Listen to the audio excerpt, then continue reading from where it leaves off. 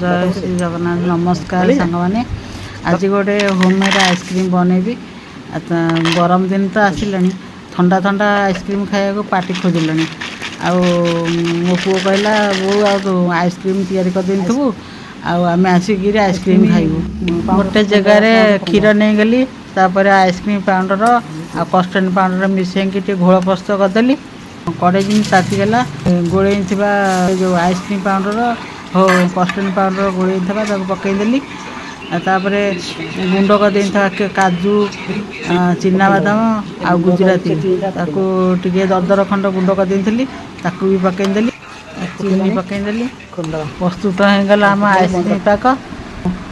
Ice cream छांच आणिकी गोटी गोटी 6टा छांचे पूरेदेली नहीं आइसक्रीम फ्रिजर रे रखीदेली राति आइसक्रीम करी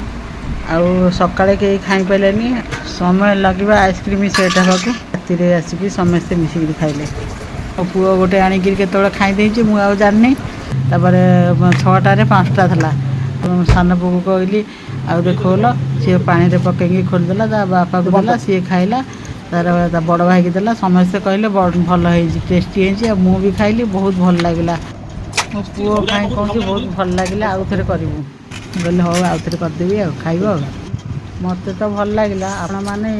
आइसक्रीम बनाते केमी लगे कमेंट करके जनइबे भल लगे लाइक शेयर सब्सक्राइब करिया भूलिबेनी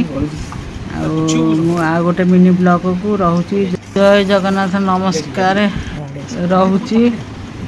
धन्यवाद।